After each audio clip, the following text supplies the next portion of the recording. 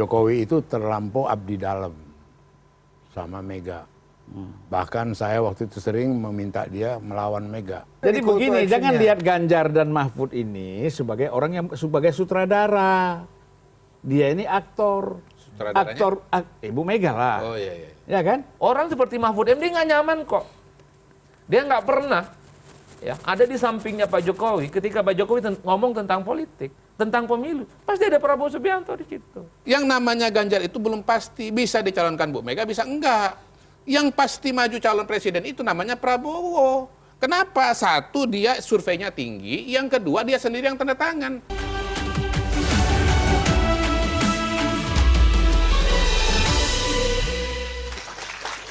Oke, kita kembali lagi di Kabinet Bayangan. Makin fluent gue sekarang ya. Makin fluent dan makin berpihak Anda, saya lihat. Kenapa? Semakin hari semakin berpihak. Berpihak kepada apa? Berpihak kepada masyarakat. Tapi kita kan boleh juga berpihak kepada politik. Boleh, boleh dong. Presiden juga kan boleh berpihak. Iya. Gak apa-apa. Yang nggak boleh berpihak tuh sekretaris presiden kita. Permisi. Saya nggak tahu. Permisi, maaf. Saya ini nggak tahu. belum nanya Pak Oh, Presiden. belum. Maaf ya Silakan, Pak Presiden, Pak Wakil Presiden. Ini Ya, Kaset Pres gimana, Kaset Pres? saya dapat laporan ini katanya mau nanya, ini bunga yang mau dikirim bener ini? Ini dari Taman Raya Bogor Bayangan. Bayangan, betul. Ini anggrek bulan memang disiapkan. Kebun Raya, Taman Raya. Gak apa-apa kan namanya bayangan, jadi gak harus sama Pak. Iya. Pak boleh Nggak ini? tahu cara mainnya ya. Nggak ngerti Taman Raya. Nggak ngerti kau. Jadi Pak, ini kemarin saya katanya dapat laporan ini mau dikirim katanya ke mantan bosnya Pak Presiden. Ini buat merayakan ulang tahun. Bener tapi bunganya yang ini. Anggreknya ini, bener nggak? Ini tanda apa ini? Apa maknanya? Kalau anggrek bulan sih tadi saya cari-cari salah satunya ada unsur-unsur kemewahan, perdamaian katanya. Tapi bener ini? Ada yang nggak mewah dan nggak damai, Bang. Ya saya nggak tahu kan Bapak jangan saya yang ditanya. Tapi bener ini sekecil ini Pak. Ini Nggak ngerti. Tuh, kan bukannya Bapak yang minta, Pak Presiden. iya. Tapi saya cuma mau tanya aja Pak Atau kalau jangan-jangan memang. ibu negara yang langsung pesan presiden ke Wah, sana. ya nggak tahu kalau itu ya. Tapi Emang saya. ada ibu negaranya? Belum ada dari kemarin. Nanti kita Tadi kita undang. ada. Tapi Pak ini yang bener masa segini sih ukurannya ini? Niat apa enggak sih mau minta maafnya? Kayaknya enggak deh. Itulah, kamu ini nggak ngerti bunga kau. Iya, kau. Jadi kita tanya ibu negara dulu. Iya, kau tanya Bang Zulfan apa artinya tuh? Ya udah nanti kita tanya ya abis ini. Oke. Ya udah deh.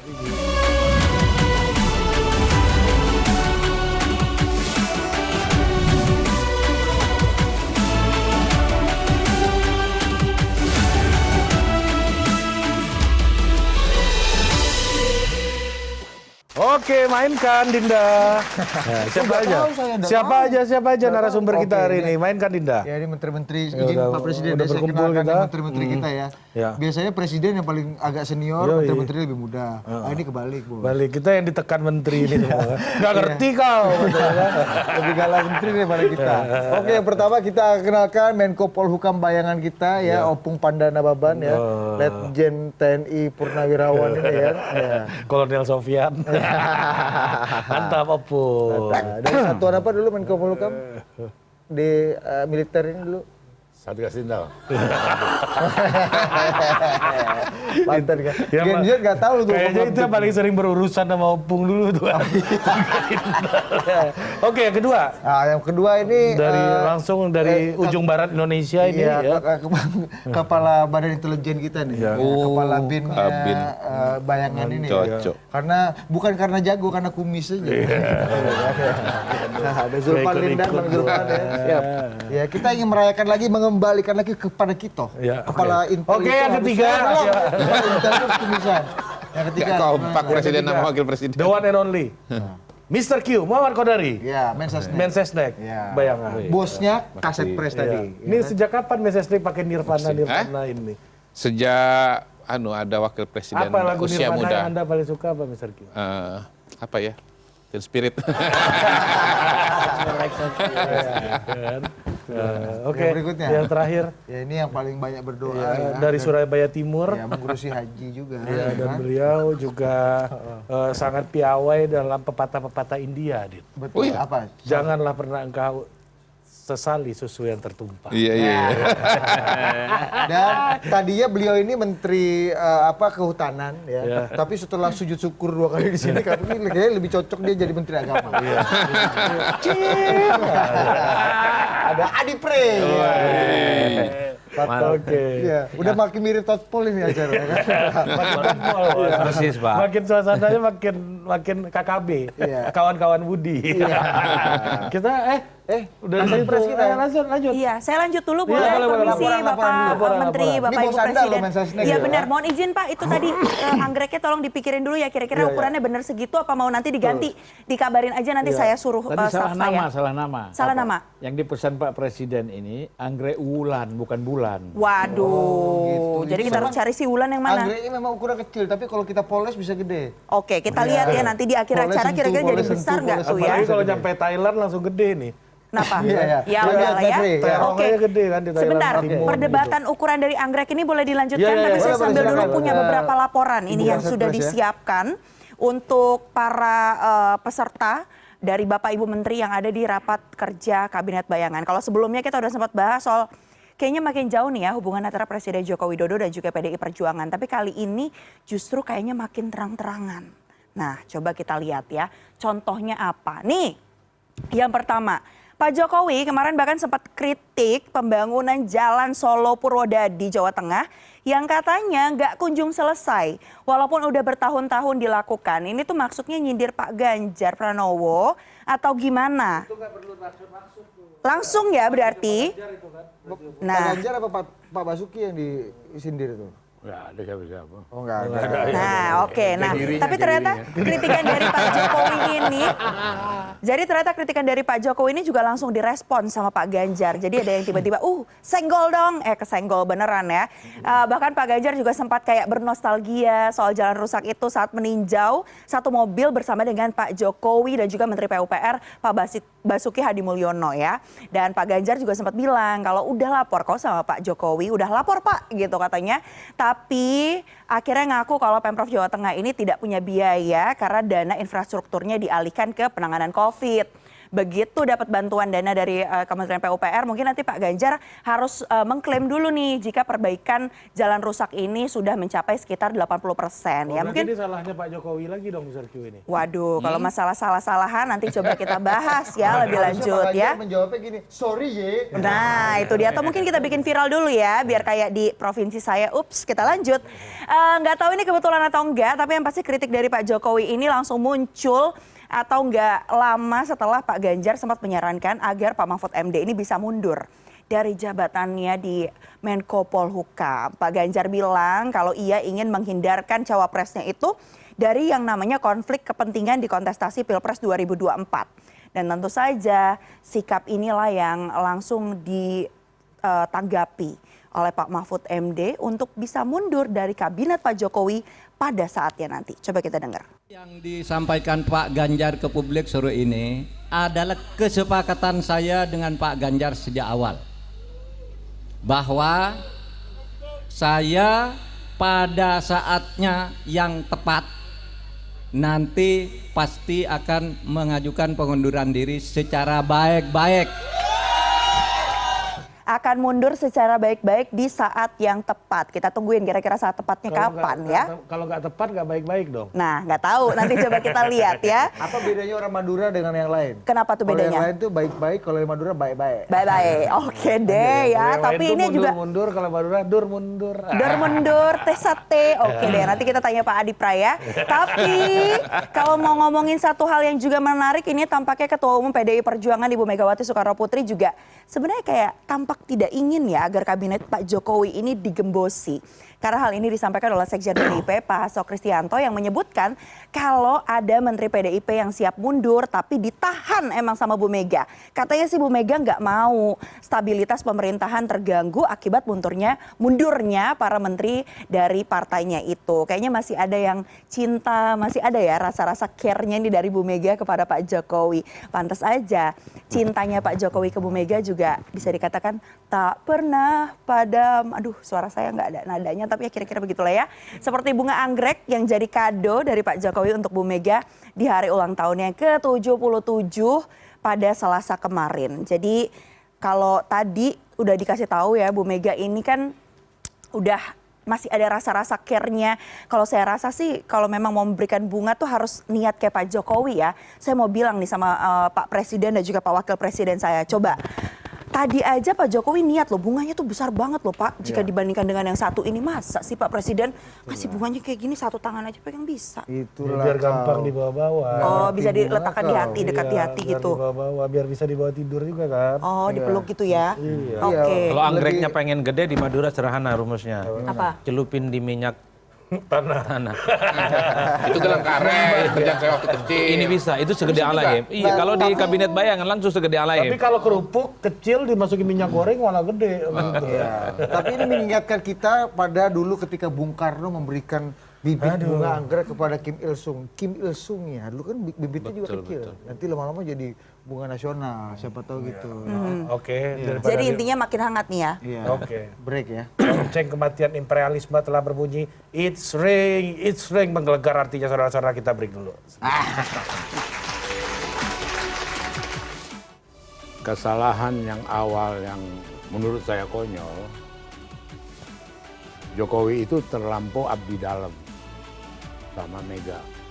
Bahkan saya waktu itu sering meminta dia melawan Mega.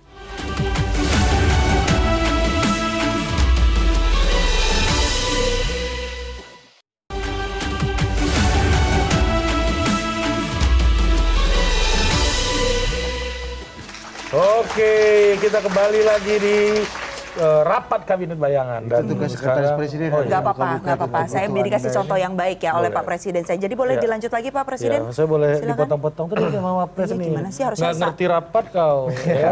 Kita ngerti SGI kau. Kita langsung aja ke Bang Zulfan di soal bunga-bunga ini, Bang. Iya, bunga dulu deh. Ya itu kan saya kira begini, untuk meredakan ketegangan ya antara Ibu Mega dengan Pak Jokowi. Kulit. Saya tadi meragukan benar nggak bunga itu dari Pak Jokowi. Itu satu. Kemudian yang mengantar ke Teguh Umar itu siapa? Kan harus jelas tuh. Siapa yang mengantarkan bunga ini ke Teguh Umar? Ya kan? Tukang bunga lah. Ya, tukang bunganya di mana? Kan mesti ditanya. Tukang bunganya di mana? Yang bayar siapa? Yang suruh siapa? Iya, kita juga sering kan Bang kondangan nih kalau Iya, mau gitu. Zulfan Lindan kita bayar sendiri aja nih bunga nih kan. Enggak juga, enggak pernah gitu aku. Ada di tempat-tempat Kita tuh artinya dia dan Ya, golongan. biasa aku di luar negeri, di luar kota, telepon kau kirim bunga situ. Di mana dia order saya nggak tahu. Tapi ada kita yang order kan. Nah jadi bukan ini kan kita bukan tidak percaya, ragu, ya kan? Kan percaya dengan ragu itu kan beda. Ya beda lah Bang. Beda kan? Beda jauh. Jadi atau percaya sama yakin. Bisa percaya kita, tapi kurang yakin. Nah, kan? Nah, jadi ini yang sebenarnya, yang gini-gini kan kalau tidak boleh ini hanya sekedar menjadi konsumsi publik dan konsumsi politik. Sebenarnya situasi tidak seperti itu. Ya kan? Sebenarnya situasi bisa lebih, ya masing-masing jalan aja dengan kekuatannya sendiri. maksudnya Pak Jokowi nggak usah kasih gestur kirim tanda perdamaian gitu Ya, Bang. nggak usah lah. Dan nggak usah menurut saya. Kemudian ya Ibu Mega juga tidak juga merasa bangga, tidak merasa senang juga dengan dapat bunga itu kan. Persoalan kita kan selalu mau diselesaikan dengan simbol-simbol. Padahal substansinya kan tidak selesai. Nah oleh karena itu saya melihat, saya tidak yakin bahwa itu sungguh-sungguh bunga itu berasal dari Presiden. Kalau yang sana tadi nggak yakin bunganya sungguh-sungguh dari Presiden. Tapi tadi sempat disebut Bu Mega juga nggak merasa bangga. Tapi emang bener gitu, Pung? Tapi Bu Mega katanya nggak bangga? info intelijen Ibu Mega sur juga Bu dapat bunga. Kalau saya melihat hubungan mereka dua ini unik antara Mega dengan Jokowi. Kesalahan yang awal yang menurut saya konyol,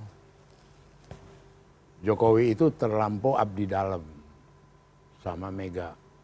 Bahkan saya waktu itu sering meminta dia melawan Mega. Jadi ya betul, saya bilang jangan yain aja. Terus ya, Jokowi asal ngomong ke saya bicarain dulu Mas Pada sama Presiden, sama Ibu. Saya sampaikan dulu sama Ibu. Saya tanya dulu ibu, itu berkali-kali. Contohnya Opung apa yang banyak. terlalu mengikuti Bu Mega? Provokasi, Apa iya. satu kebijakan yang Ya banyak kemudian dianggap termasuk Luhut masuk kabinet. Mega kan tidak setuju. Mega nggak setuju. Iya. Tapi kemudian Itu Opung menyarankan kepada Pak Jokowi untuk cerita dimasukkan Jokowi, saja. Cerita Jokowi ke saya. Opung provokasi supaya Pak Jokowi melawan Bu Mega. Supaya dia punya keberanian Sikap, untuk mengambil keputusan Nah, gitu. sekarang kenapa ketika dia lawan Bu Mega, Opung nggak setuju? Apanya? Melawan siapa? Sekarang kan dia ngelawan Mbak Mega tuh, Pak Jokowi. Pak Jokowi. Enggak juga, dia bukan melawan. Ini soal karakter ini.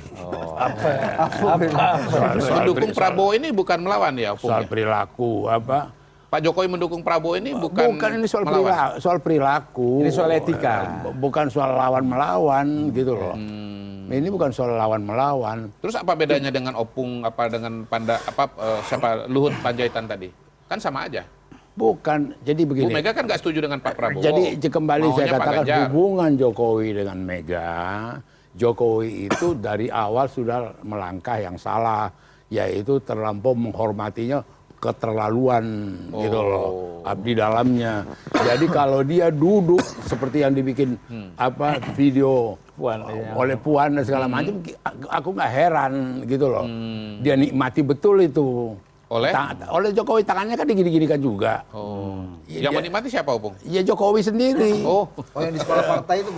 Iya, jadi kita hati-hati jangan terjebak. Tapi kan gini Opung, kalau soal yang duduk di depan Bu Mega itu kan memang kursinya cuma itu pilihannya. Pasti dipersilahkan, sudah dirancang itu Opung. Enggak juga, enggak ada. Diatur bahwa Pak Presiden itu duduk di situ, kan namanya protokol. Enggak ada kalau lihat suasana di kantor itu mana ada kayak gitu-gitu.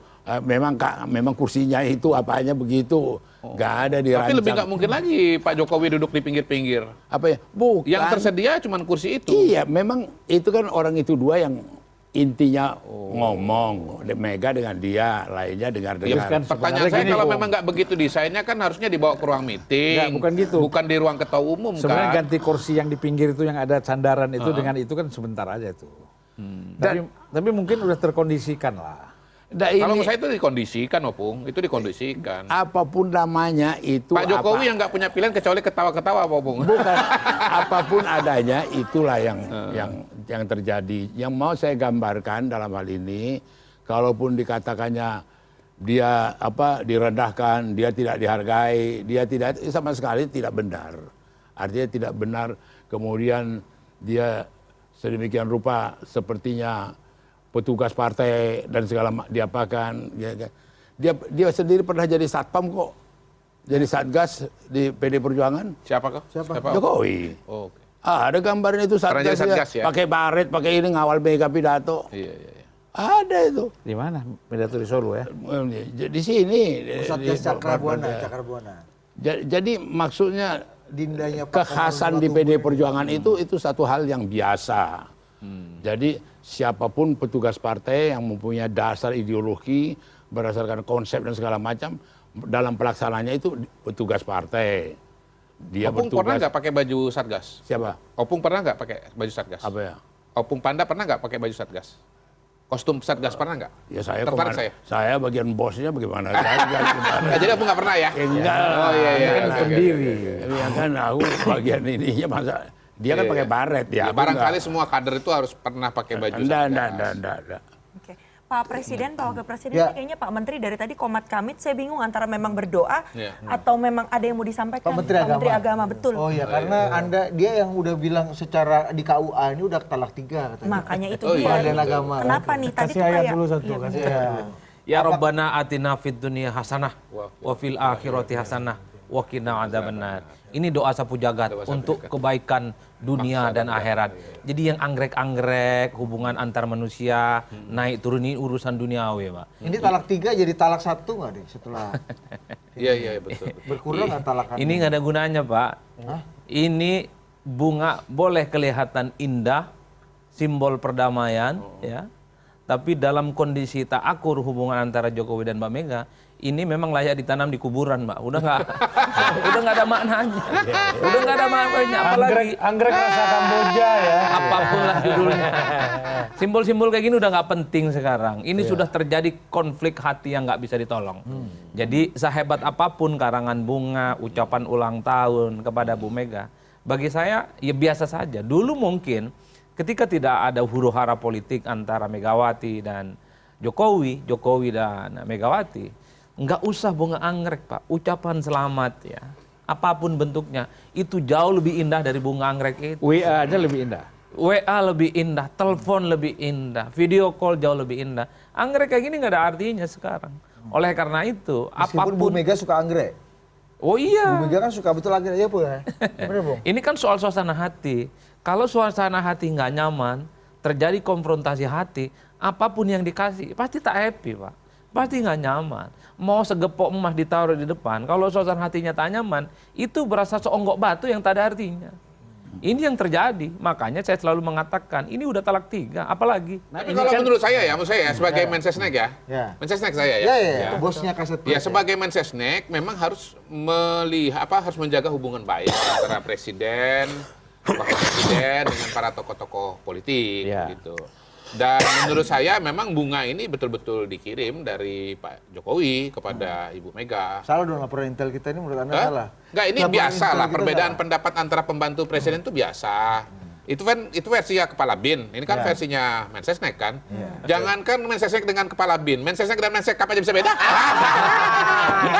Mensesnek yang menjalankan fungsi intelijen gitu. Hah? Yang menjalankan fungsi intelijen. Begini, yang Tapi namanya ini presiden intelijen itu, menjalankan fungsi Mensesnek maksudnya. yang namanya presiden itu kan mendapatkan berbagai macam masukan dan informasi ya, sehingga kemudian ya kembali kepada presiden untuk menyimpulkan mana yang lebih dia percayai begitu. Jadi kalau menurut saya sebagai Mensesnek memang perlu dijaga hubungan baik.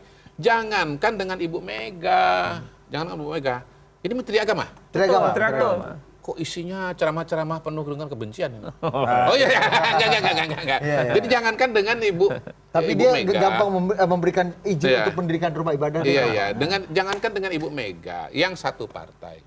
Pak Jokowi dengan Pak Prabowo saja yang beda partai kemudian jadi lawan head rival. Itu bisa bersama-sama.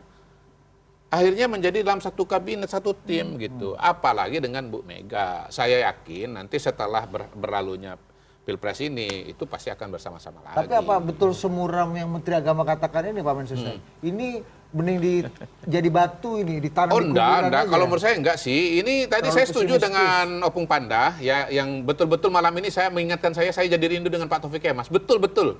Gaya beliau ini, rambutnya, bahkan wajah beliau ini mengingat saya pada Pak Taufik. Memang teman Pak Taufik paling akrab, paling lama memang Opung Panda memang. memang. Panda Kiamas. Batak Nusa Palembang.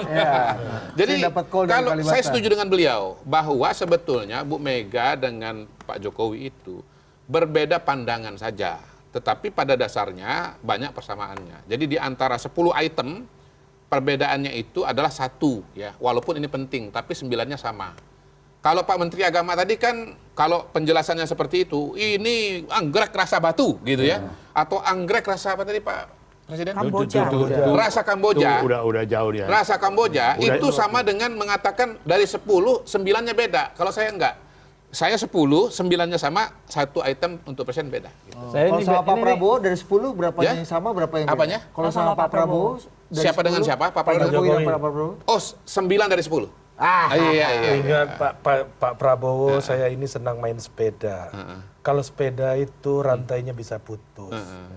Yang penting persahabatan kita jangan sampai putus. Iya. Pinjam dulu 100. Jadi begini, kalau membandingkan sikap Jokowi dengan sekarang bisa dengan Prabowo, ini kan sudah terjalin 5 tahun nih, ya kan?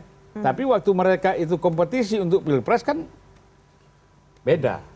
Nah sekarang kan ini posisi Jokowi dengan Ibu Mega kan dalam konteks kontestasi presiden. Jadi tidak sesederhana apa yang dikatakan oleh Mr. Q bahwa wah ini dengan Prabowo saja bisa, itu dulu, ya.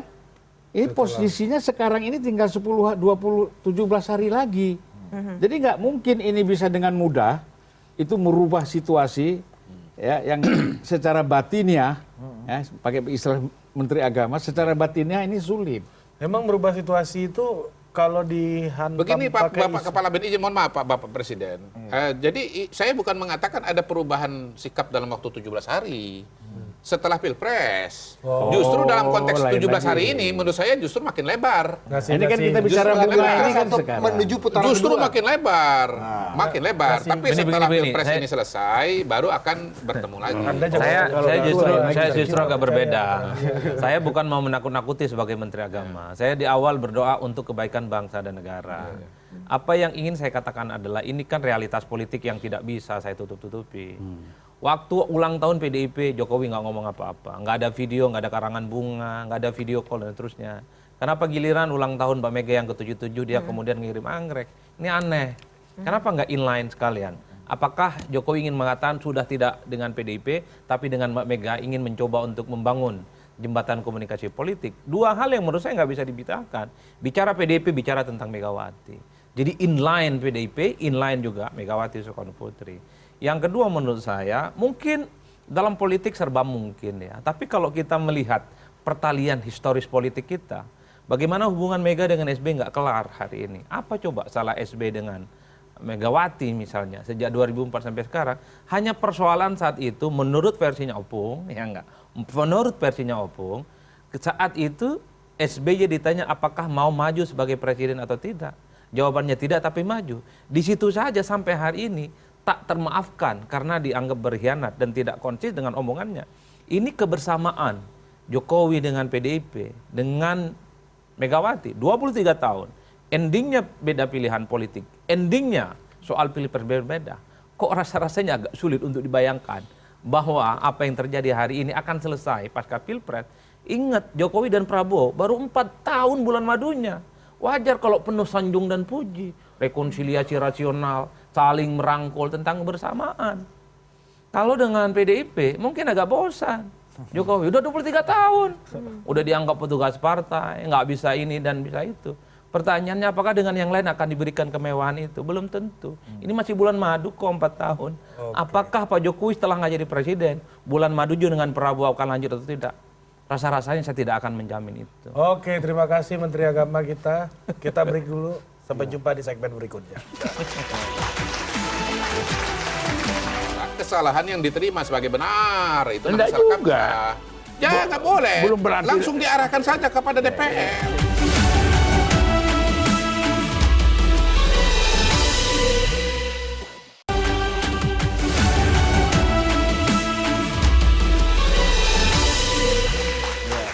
Pak Presiden, tapi tadi dari pengantar yang dibelikan oleh Kaset Press tadi, setelah dikasih bunga, harusnya kan lebih cair, lebih paten. Nah, ini isu-isu meminta pemberhentian presiden ini muncul di mana-mana nih sekarang. Oh iya. Ya kan nih, salah satunya ini agak serius nih. Profesor Saiful Mujani nge-tweet gini, dugaan melanggar UU dan UUD adalah dasar DPR untuk gunakan hak angket bagi proses pemberhentian presiden. Ini bukan orang sembarangan nih. Orang yang mengerti demokrasi, orang yang percaya dengan pemilu itu adalah jalan the only game in town gitu.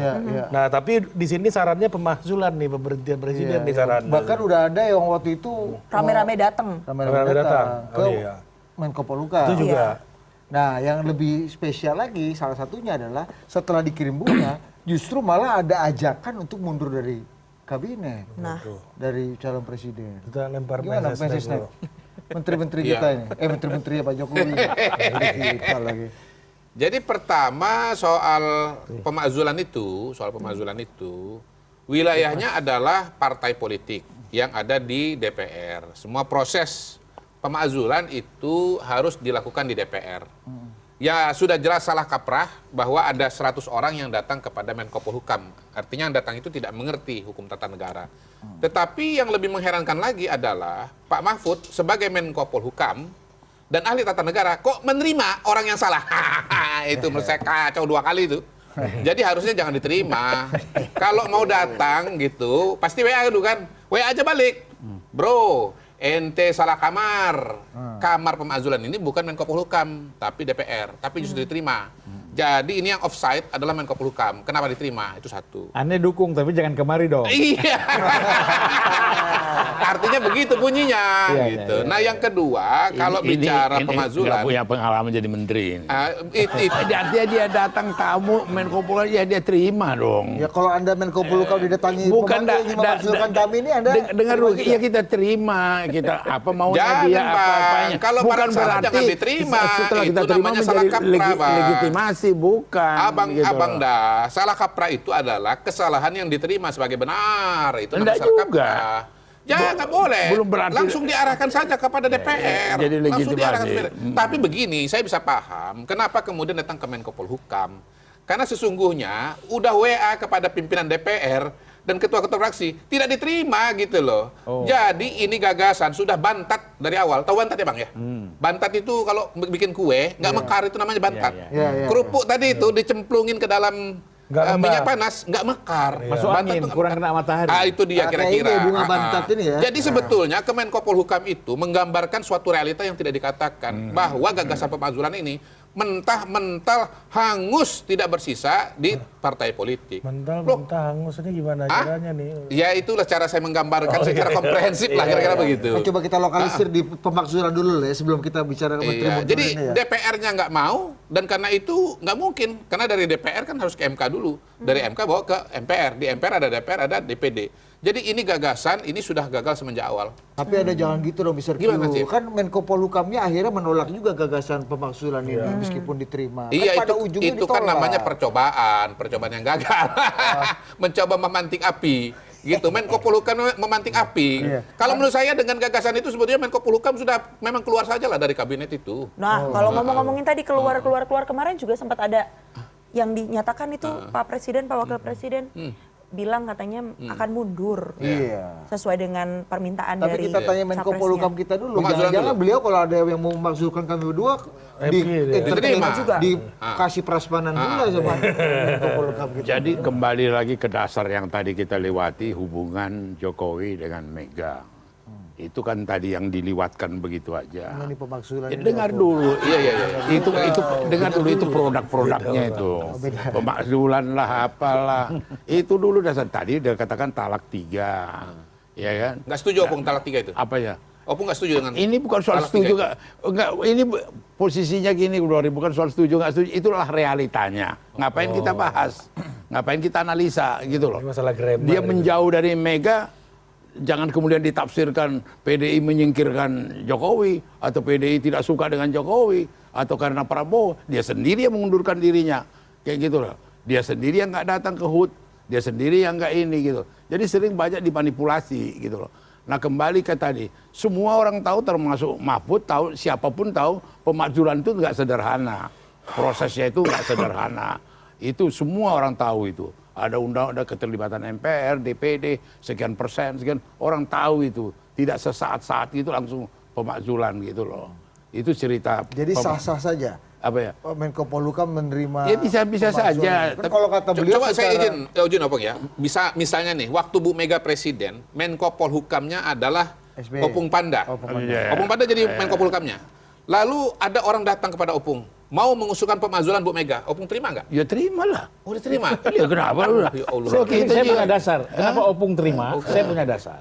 Kalau saya jadi Menko Polhukam sih saya nggak terima. Enggak begini, saya punya dasar. Kalau safety player nggak terima. Begini Pak, Gitu loh. Pung. Jadi, Oh iya oke. Wanu faksi Taufiknya Mas. Salah. kenapa si Menko Polhukam harus terima? Ketika hubungan dia dengan Presiden sangat akrab. Dia nggak telepon diterima. Presiden dulu, Ah, oke. Pak. Ini ada yang ingin memakzulkan Oke, Bapak, oke. mau datang ke saya. Oke. Oh terima aja. Kita kan perlu informasi lebih banyak. Apa maunya mereka kata Presiden kan? Terima. Pulang orang itu. Oke. Apa mau mereka kata Presiden? Oke. Ini. Oke. Kasih tahu Kepala BIN, TNI, Polri, dan DPR semua, tolong netralisir. Kan begitu Pak. Oke.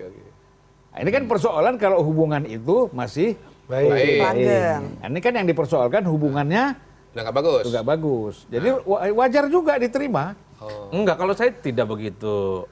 Kalau melihat Menko Polhukam kita ini kan Madura ya. Oh. Madura itu bukan orang Ini pendekatan Melayu. kultural nih, pendekatan kultural. Bukan kultural. Orang Madura itu kalau bawa celuri dan pisau di depan. Oh. Ya, tidak ditaruh di belakang, taruh keris Celuri seperti orang ditaruh di Jawa. depan? Taruh di Apa depan. nggak bahaya? Oh, celurit kawan aman, Bang. Oh iya. Bisa dijinakkan sejak awal. Saya pengen tahu bagaimana cara. Bagi saya itu. kalau melihat Menko Polhukam, Mahfud MD ini kan dua hal. Pertama, wajah aktivisnya memang nggak pernah selesai. Jadi sejak jadi menteri sekalipun, statement-statementnya kritis, Pak. Kritis, apapun dia komentarin tentang hukum dan tentang korupsi. Bahkan Pak Mahfud seringkali lupa bahwa posisi dirinya sedang di dalam sebagai Menko Polhukam. Jadi tidak heran kalau kemudian sejumlah aktivis yang 100 orang ngomong tentang pemakzulan itu bertemu di kantornya. Sekalipun itu dianggap salah, itu lain hal. Yang kedua, ini tentu sebagai pesan politik secara perlahan ingin disampaikan kepada publik. Ini semacam proses delegitimasi terhadap presiden. Bahwa presiden yang kelihatan sejak awal miring-miring, condong kepada salah satu paslon, bukan tidak mungkin Pak Mahfud juga akan melakukan hal yang sama. Melakukan resistensi, melakukan perlawanan, sikap kritis. Kan itu yang ditunjukkan dalam debat sekali dua kali itu. Kritik terkait tentang hukum, tentang korupsi, tentang etika dan seterusnya. Jadi singkatnya manuver politik ini ya. Oh dari iya Menko jelas Polhukam. dong. Oh, iya. Ini nggak mungkin lahir dalam ruang hampa, nggak mungkin. Bahkan isu soal mundurnya Menko Polhukam sebelumnya kan diawali dengan prakondisi. Ada sejumlah menteri di kabinet yang terafiliasi dengan PDIP akan mundur. Menurut saya ini juga bagian dari bagaimana untuk memberikan propaganda politik. Pak Jokowi sebagai presiden yang jelas punya sikap politiknya harus didelegitimasi dengan mundurnya para menteri ini. Tentu dengan informasi-informasi yang disampaikan itu, Pak. Jadi kalau Pak Mahfud jadi mundur, bagi saya bukan sekedar mundur, bukan hanya soal etik, bukan soal tak ada konflik of interest, bukan. Tapi ini proses distrust publik. Mau tanya Pak Menteri Agama, menurut prediksi Pak Menteri Agama ini Pak Mahfud akan mundur benar atau enggak? Sebagai orang Madura mestinya mundur. Akan mundur. Kapan? Sebelum Pilpres atau setelah Pilpres? Berharapnya sebelum Pilpres. Oh, berharap ya, bukan Kalau prediksi ya. kalau Bukan prediksi ya. bukan prediksi, saya kebetulan orang Madura. Yang ingin saya katakan adalah orang Madura kalau sekali ngomong dia lakukan. Kalau sekali bilang mundur, mundur. Itu yang Sekali paling besi mungkin. tetap besi. Sekali bersih tetap bersih. Dan itu yang saya kira diharapkan oleh publik. Tak perlu lagi nunggu pembentuk. Iya. Sudah jelas kok sikap politik Mahfud dengan Ganjar berhadapan dengan Pak Jokowi. Yang kedua, Nggak ada yang lagi. kedua, PDI Perjuangan menteri-menterinya akan mundur atau tidak? Nah, itu prediksinya. itu tanya sama Menko. Polhukam. Kalau itu nggak nyambung. Iya, gitu. iya. Gimana, Pung? PDI mundur nggak menterinya? Apa ya? Pada waktunya. Kapan? Enggak, Sebelum enggak, Pilpres atau setelah Pilpres? Apanya? Menteri PDI mundur setelah Itu Pilpres atau sebelum Pilpres? mundur tak mundur itu bukan soal penting. Sekarang ada tontonan yang menarik. Bagaimana perilaku dari Jokowi. Itu menarik dalam percaturan politik. Dia apalagi sebagai presiden, dia katakan dia bisa. Kan PDI punya Dengan- reaksi. apa ya? PDI kan punya reaksi terhadap Ya, apa tidak- yang ditampilkan oleh presiden. Tidak semua mesti dibeberin dong. Nanti kau tafsirkan berarti lain nggak lagi. mundur ya Opung ya? Hah? Berarti nggak mundur ya PDI menteri? Apa ya? Pada waktunya. Nggak akan mundur ya? Nggak pada waktunya nanti. Ya, Pung, tapi apa Oktober 2024 itu jabatan kabinet selesai namanya Pung. saya juga sebagai wapres ini dan presiden ini khawatir juga kalau menteri-menteri saya ini insubordinasi, mundur pada waktunya. Kalau saya yakin nggak mundur. Ini informasi yang didapat oleh intelijen. Oke, Ya, gimana tuh bahwa Presiden kumis ini, mengapa menteri-menteri PDIP ini tidak akan mundur? Ini sekarang masih banyak orang yang ragu atau orang masih ragu-ragu. Orang masih berpikir bahwa kaki Jokowi itu belum sepenuhnya dua-dua ke Prabowo. Ya, Maksudnya belum 100%. ini pandangan masyarakat. Oh. Kalau Jokowinya sudah. Ini kan bicara pandangan persepsi masyarakat. karena sudah terlalu lama dengan identik dengan PD Perjuangan dan Ya. Mas Ganjar Ya. gitu. Dan mungkin juga tidak ada penjelasan secara masif kepada masyarakat di bawah bahwa mereka belum juga melihat Jokowi ini berseberangan secara frontal dengan PDIP, dengan Ibu Mega. Nah, kalau menteri-menteri PDIP ini semuanya mundur dari kabinet, semakin mempertegas bahwa Jokowi sudah tidak lagi dengan PDIP dan Mega. Dan Tidak secara- ada irisan sama sekali walaupun tipis. Dan secara elektoral itu oleh karena merugikan PD ini Perjuangan. menurut saya ini kan sekarang adu taktis antara Pak Jokowi dengan Mega. adu gas gitu ya. Ya, secara taktis misalnya siapa yang duluan? Apakah Jokowi yang mengeluarkan menteri-menteri ini ataupun mereka mengundurkan diri? Ini kan adu. Nah, jadi secara taktis inilah disinilah sebenarnya tingkat secara taktis politis dan diplomasi tingkat tinggi yang akan terjadi ini di dalam menjelang pemilihan tanggal 14 ini. Pak Kepala Intel, ada 2 pertanyaan saya. Pertama, apa dari informasi intelijen Anda yang membuat Mas Ganjar dan Pak Mahfud seiring sejalan itu tiba-tiba bicara soal mundur menteri? Itu mens rea-nya apa? Asbabun nuzulnya apa? Ya dia Dan gini, yang kedua, gini. Kalau Mahfud sama dan yang kedua secara etik ini Anda melihat Pak Mahfud yang sudah bicara mundur ini, terus kemudian kalau kita lihat Mr. Q, setelah bicara mundur, eskalasinya harusnya naik terus nih. Tapi ini kok setelah mundur ini kayaknya landai lagi. Eskalasi apa tuh? Eskalasi politiknya, Oke, aktivitinya. begini aja saya jawab duluan ya, biar nanti Tapi ditangkap belum oleh beliau. selesai, belum selesai. Bos ya. Kalau Maksud Anda- saya mau lempar bola kalau sama Abang Pak tadi. Mensesnek Siap. salah tidak lengkap menerima dari informasi dari BIN, nanti bisa salah analisisnya. Ya nggak apa-apa, Mensesnek lebih sering ketemu presiden. Silakan Pak Kabin. Silakan Pak Kabin. Ya. Kalau Mensesnek kan ketemu presiden terang-terangan, kalau BIN kan diam-diam. Ya, coba Kepala Intel gimana? Ya, jadi begini. Nah, Ini mah beneran nggak tahu. baik Pak Mahfud ataupun Pak Mahfud dan Ganjar ini menyatakan mau mundur gas tinggi ini sebenarnya inilah yang saya katakan dalam konteks taktis tadi. Dia tidak akan bisa mundur. Dia tahu saya tidak bisa mundur baik Mahfud atau Ganjar tanpa persetujuan Ini Mega. buat apa digas mau mundur-mundur Lah, gitu? ini kan namanya permainan. Nah, itu saya punya penjelasan. Silakan Pak Kabin Ya kan? dulu. Nggak. Biasa kan gini, kalau saya nggak boleh semua saya jelaskan secara detail. Iya. Ini tugas Mensesnek yang jelaskan. Kan Mensesnek jubir. Terus yang kedua, kenapa kok setelah gas gini kok nggak ada reaksi, Nggak ada follow up lanjutan. Iya. Lah kan sudah dibilang kau mainnya sampai sini. Dia Call kan to actionnya nggak ada. jadi di call to begini, jangan actionnya. lihat Ganjar dan Mahfud ini sebagai orang yang sebagai sutradara. Dia ini aktor. Sutradaranya? Ibu Mega lah. Oh iya. Ya kan? Nah, jadi ada Bang Panda juga di situ. Iya. Ya kan? Nah, jadi kau sampai sini aja main. Jangan kelewatan. Iya. Ya kan? Anda udah cukup mundur. Di sisi yang bersamaan Sekjen PD Perjuangan malah bilang justru Bu Mega yang menahan menteri-menteri ini menteri-menteri untuk tidak mundur. keluar. Loh ya Begitu itulah. Maksud Pres? Itu yang saya katakan Ya, jawab. tadi. Kalau si Ganjar sama ini kan diskenariokan kalian capres cawapres. Boleh aja ngomong begitu. Kalau yang lain jangan. Jadi gini, sebetulnya Bapak Presiden izin Pak Kabin ya. Menurut saya Pak Mahfud ini memang lagi galau dan lagi bingung.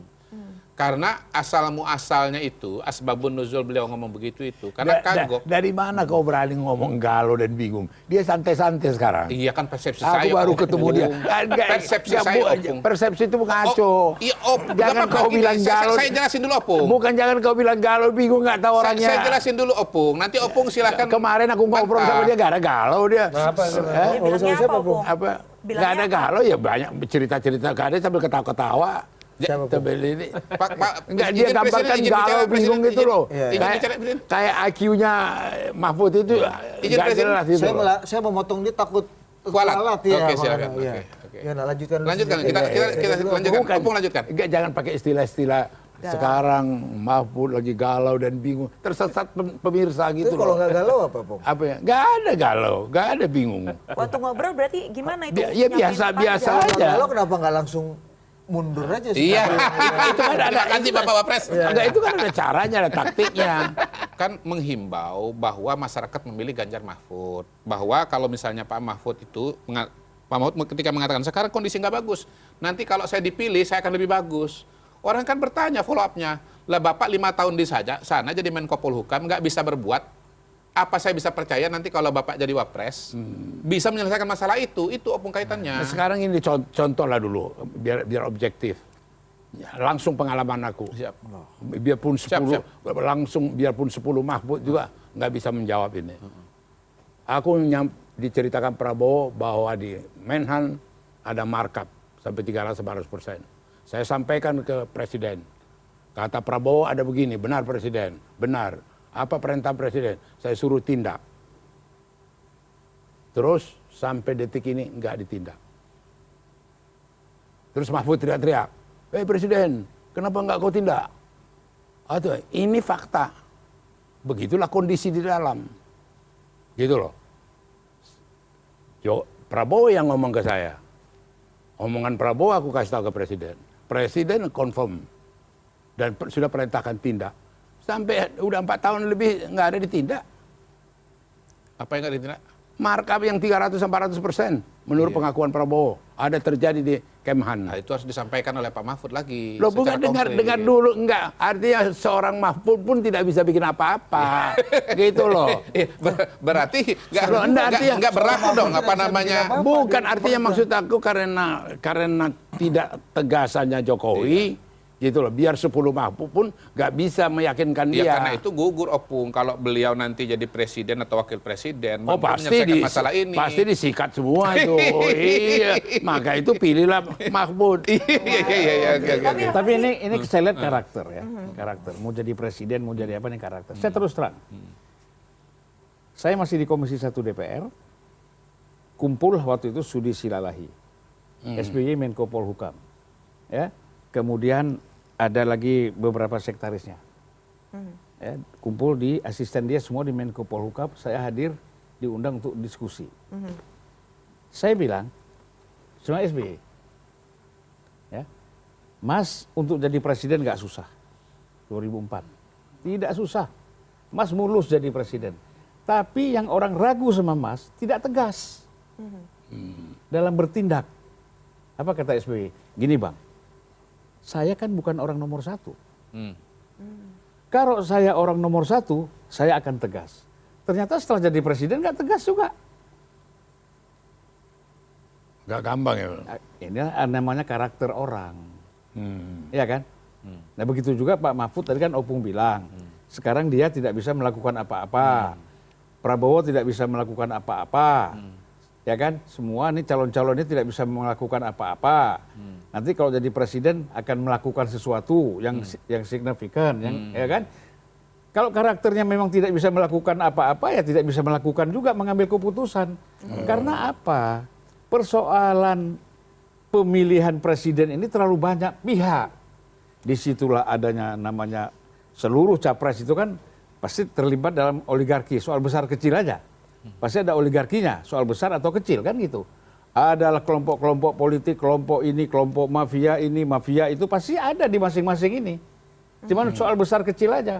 Nah, nanti begitu mereka menjabat jadi presiden, wakil presiden, ini juga yang akan berkumpul lagi.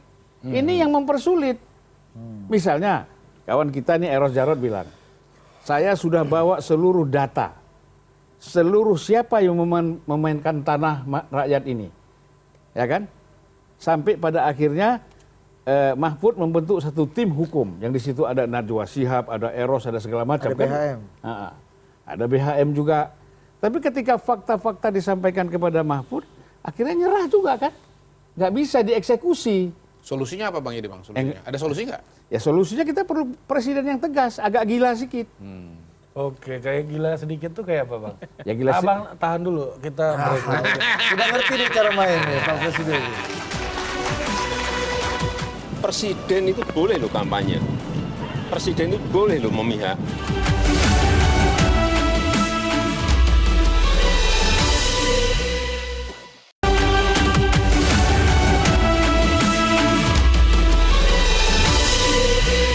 Masih di rapat kabinet bayangan, kalau tadi ya Pak Presiden, Pak Wakil Presiden dan juga Pak Menteri yang ada di sini dari negara bayangan, kita masih menerka-nerka kira-kira kapan waktu yang tepat dan cara baik-baik seperti apa? Jangan dulu. Kenapa? Oh Kepala BIN, iya benar.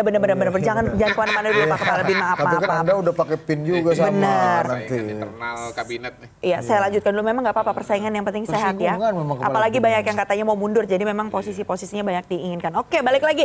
Kalau tadi kita masih tunggu nih ya, kira-kira waktu yang tepat itu kapan dan cara baik-baik seperti apa yang akan diambil oleh Menko Polhukam dari Republik Indonesia. Tapi yang satu ini justru kayaknya lebih terang benderang. Ada satu statement dari Presiden Joko Widodo yang secara terang-terangan sudah menyatakan bahwa Presiden boleh ikut kampanye. Kita dengerin. Politik setiap orang, setiap menteri sama saja. Yang paling penting presiden itu boleh loh kampanye. Presiden itu boleh loh memihak. Boleh. Tapi yang paling penting waktu kampanye tidak boleh menggunakan fasilitas negara. Boleh Pak. Kita ini kan pejabat publik sekaligus pejabat politik. Masa gini nggak boleh berpolitik, nggak boleh. Menteri juga boleh. Itu saja. yang mengatur itu hanya tidak boleh menggunakan fasilitas negara. Itu aja. Oke. Dari undang-undang pemilunya memang menyatakan kalau dari 281 itu boleh gitu ya. Tapi kalau pasal-pasal selanjutnya kan asal tidak menggunakan fasilitas negara, tidak kemudian bersinggungan dengan hak dan kewajibannya, wewenang yang ada. Nah tapi kan ini gimana ya Pak ya? Bu, saya koreksi sedikit, Boleh, karena ini boleh, masalah boleh. ketatanegaraan. Oh baik langsung di. Pasal yang jelas-jelas mengatakan boleh kampanye itu pasal 299. Nah, yang membatasi pasal 299 itu adalah pasal 281, 282. Jadi pada dasarnya soal presiden boleh kampanye atau tidak itu boleh, jelas itu tegas dikatakan. Nah, kita ini ketika misalnya mengutip pasal 281, 282 itu kan pagarnya gitu. Tapi nggak boleh lari dari pondasinya bahwa itu boleh. Jelas dan tegas pada bagian ke-8 pasal 299. Halaman 100 berapa saya lupa. Undang-undangnya tebal banget, 570 halaman. Terus kenapa Boleh. orang protes semua ya? Karena belum baca undang-undang. Dan, Belum baca undang-undang. Dan nggak boleh abdi negara gitu loh. Fasilitas negara nggak boleh. Tapi abdi negara disuruh-suruh nggak boleh. Nah, tapi kalau tadi kita lihat Jadi ya. biar jelas dulu. Oh. Tapi kalau tadi kita lihat ini kan menyampaikannya boleh kampanye. Boleh. Di sampingnya ada Pak Menhan ini yang juga jadi salah satu kontestan itu. Gimana di frame baca fenomena ini, Menteri? Kalau Agama? saya komentarnya selalu dua hal. Pertama, ada paradoks dari segi regulasi pemilu kita. Pernyataan Presiden ini kan mengacu pada 281 dan yang disebut 299. oleh Mr. Q juga 299. Presiden, menteri itu boleh, kepala daerah, gubernur, bupati, wali kota boleh. Tapi kan dia tidak boleh menggunakan fasilitas negara dan yang paling penting cuti di luar tanggungan negara. Itu yang diperbolehkan. Tapi kan ada pasal yang lain 283 di situ. Bahwa pejabat negara, pejabat struktural, aparatur sipil negara itu tidak boleh melakukan aktivitas politik yang itu bisa menguntungkan salah satu calon tertentu. Itu ada Izin 282. 282 dan 283 itu beririsan. Tapi 282 dulu, Pak. Itu 282 yang dulu. kemudian kenapa belakangan ini orang menyebut apakah pejabat negara masuk presiden, apakah pejabat negara masuk menteri, apakah pejabat struktural juga pejabat. Di pasal-pasal yang lainnya tidak ada penjelasan soal pejabat itu apa dalam undang-undang pemilu. Mungkin di undang-undang yang lain ada yang disebut dengan pejabat negara itu misalnya ya, itu mungkin menteri, mungkin kepala daerah dan seterusnya. Itulah yang kemudian yang saya sebut sebagai ada paradoks dalam regulasi. Kalau presiden ngomong, misalnya menteri ngomong, berkampanye dalam konteks dia tidak cuti. Dia ngomong atas nama pejabat publik dia tidak cuti, menggunakan fasilitas negara, itu nggak boleh. Kalau mau berkampanye, mau hadir dalam kampanye, mau hadir debat kandidat, cuti dulu. Baru kemudian boleh hadir di situ. Kan itu yang disebutkan orang. Ini masa aktif, dia sebagai menteri, sebagai presiden nggak cuti.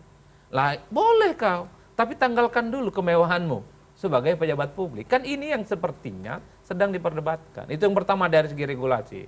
Saya bukan ahli tata hukum, tapi membaca secara eksplisit ada memang keharaman-keharaman yang perlu diperhatikan dalam konteks itu.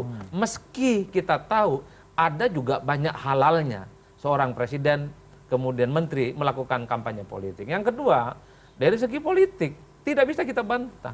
Kita bisa membayangkan sekarang bahwa dalam kabinet Pak Jokowi, menterinya itu kan terbagi 3. Ada yang kemudian dukung Prabowo Subianto, ada yang dukung Ganjar Pranowo, dan ada dukung Anies dan Muhaimin. Itu nggak bisa dibantah.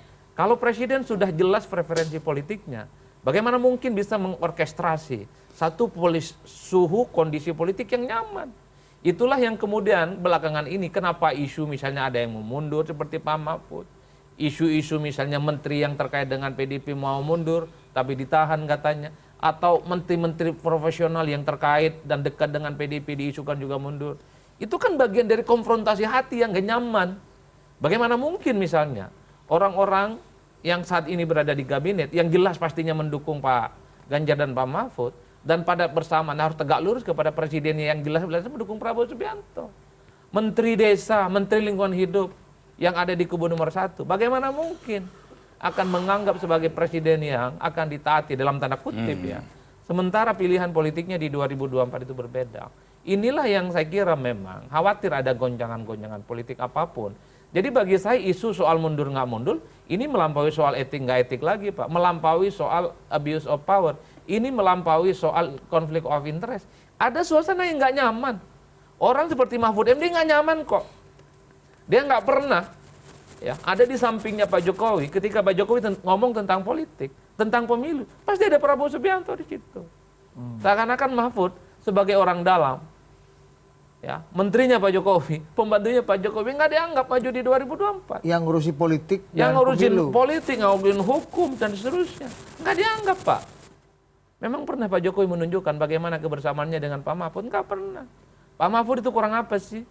Orangnya top, Profesor Kahmi, senior kita nih, Bang Kodari juga anggaplah begitu. Sama. Kan kira-kira begitu. Yang ingin saya katakan adalah, karena memang Pak Jokowi sejak awal sudah punya pilihan politik selain Mahfud, dan itulah yang sepertinya menurut Jokowi nggak salah dan pas, nggak soal. Tapi ingat, ketika bicara tentang kampanye dukung-mendukung harus cuti dulu. Kalau nggak cuti jangan ngomong. Kan Siapapun. begini, cuti itu kalau dia hari libur nggak perlu cuti. Betul. Kan dia bisa ambil hari libur atau Sabtu Minggu. Kan itu yang tidak dilakukan Itu oleh yang tidak lain, perlu Bang. cuti. Kan banyak menteri-menteri yang Cuti berkampanye itu kan. kalau hari kerja. Banyak menteri yang berkampanye untuk kepentingan paslon tertentu. Siapapun itu menterinya. Bisa menteri yang terafiliasi 1, 2, dan 3. Bukan hanya 1 ya. Itu yang kemudian diributkan oleh orang. Oke, apa yang disampaikan oleh Pak Jokowi kita letakkan dalam konteks normatif. Yuk para menteri kalau mau dukung orang, cuti dulu dong. Jangan ngomong dukung 1, nomor 2, dan 3. Enggak, cuti ketika itu kan tidak. waktu mau kampanye aja. Kenapa? Saat kampanye aja cuti. Ini masalahnya ketika jadi menteri, enggak masa kampanye ngomong soal pilpres. Gimana Ini kita ceritanya? bicara presiden dulu. Jangan bicara menteri. Nah kan Kalau- menteri juga dan presiden juga. Contoh, siapa yang berbicara seperti itu? Ya, itu Dia lagi kemarin. nggak cuti, lalu kemudian dia Itu menteri-menterinya kemarin. Siapa? Ini bansos dari ini. Siapa? Dari presiden. Siapa ngomong dan kapan di belakangnya. mana? Saya nggak mau ada undang-undang ITE. Belum Enggak, kalau direvisi. benar faktanya kan Jadi- nggak ada dan masalah. direvisi. Jadi Kodenya warnanya mungkin gini, Jadi gini makanya kenapa harus ngomong verbatim ya? Karena jangan sampai itu persepsi kita mengkampanyekan, padahal kriteria kampanye itu nggak ditemukan, kan begitu kan? Gitu aja. Kalau- Lo iya dong. Kalau saya Kalau sama- kita bicara pelanggaran-pelanggaran harus bicara detail, nanti akan diperiksa itu semua. Jadi statement presiden yang terakhir ini saya melihat dari segi lain. Bahwa saya sendiri bersyukur dengan pernyataannya itu memudahkan dia lagi membantu Prabowo dan Gibran.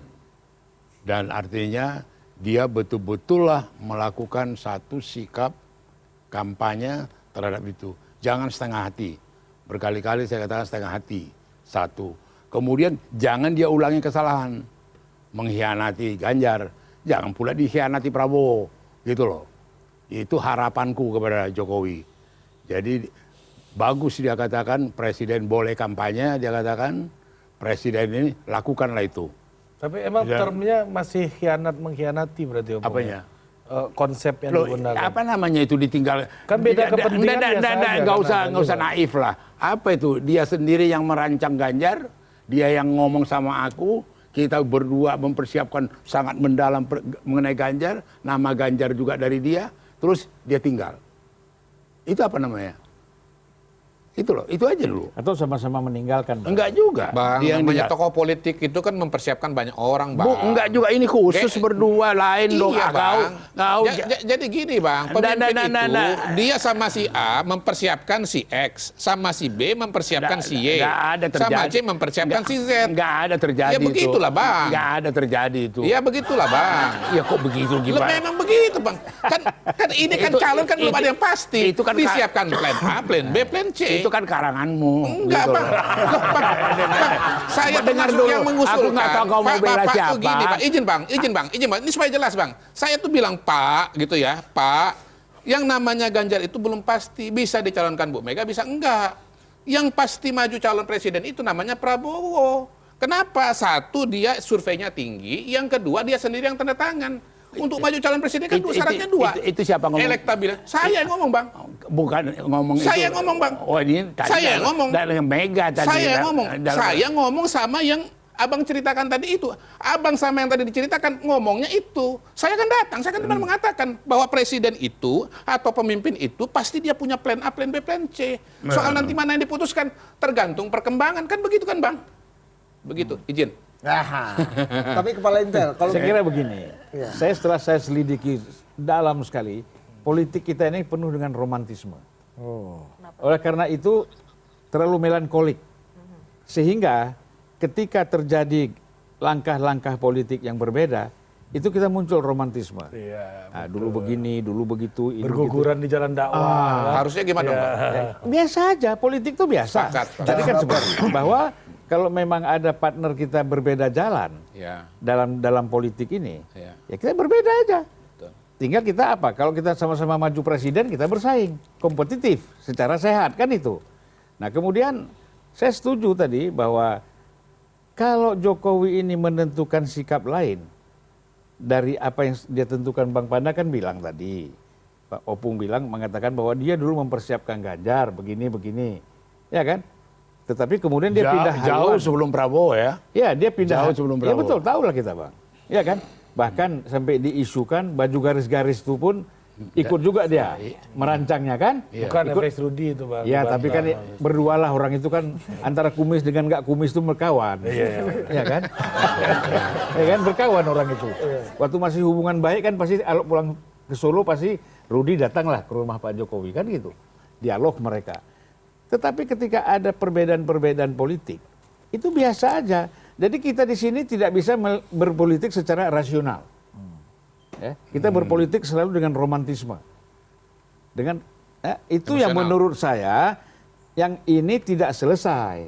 Akhirnya perdebatan-perdebatan di media sosial Ya. muncullah apa yang kata Opung tadi, berkhianat, Ya. tidak konsisten. Tapi gini Pak Lintel, ini Pak Presiden Jokowi itu bicara mengenai boleh berpihak, boleh mendukung, itu setelah ada eskalasi mundur-memundur menteri ini. Jadi kok rasanya, dan kemudian kalau kita lihat banyak juga di media sosial dan para analis politik ini bicara, ini Pak Jokowi agak serius nih membuntuti Mas Ganjar di Jawa Tengah. Oke, kita Konsentrasi Jawa diskusikan Tengah. setelah ini. Iya itu dia maksudnya. Aku diskusi sama Jokowi, 1/3 di Istana Merdeka, bagaimana Mas Panda udah ngomong sama Ibu? Bagaimana caranya kita sampaikan ke Ibu nama Ganjar ya?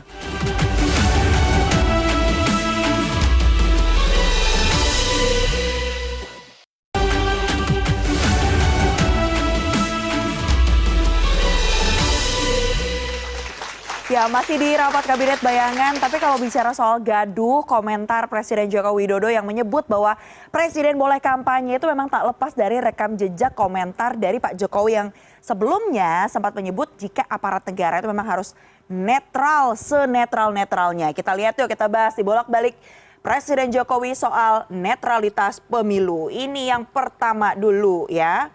Nih kan. Di 24 Januari 2024, Pak Jokowi bilang presiden itu boleh kampanye, boleh memihak. Tapi yang paling penting nggak boleh menggunakan fasilitas negara. Nah, selanjutnya, tapi ya namanya kan kita nggak mudah lupa dengan apa yang terjadi di masa lalu ya. Kita ingat, kalau itu tadi Januari 2024, rekam jejak mengatakan 30 Desember 2023, Presiden Jokowi ini menyatakan dengan jelas meminta agar aparat negara harus netral. Bahkan nih kutipannya ya, kepada seluruh aparat negara saya sudah bolak-balik sampaikan, ASN TNI Polri harus netral ya, dan gak boleh memihak. Lalu ini disampaikan juga tentunya di Rapat Konsolidasi Nasional 2023 dalam rangka kesiapan pemilu 2024 ya. Jadi ini disampaikan saat itu kondisinya. Nah, dari Desember kita mundur lagi ke Oktober 2023. Saat itu Pak Jokowi lagi-lagi minta jangan sampai memihak karena hati-hati katanya nih. Sampai diingetin disuruh hati-hati. Bapak Ibu itu dilihat, diawasi, dan mudah sekali ketika Bapak Ibu memihak atau tidaknya. Jadi pastikan ASN harus netral. Dan ini disampaikan langsung kepada 197 pejabat kepala daerah dari seluruh Indonesia ya.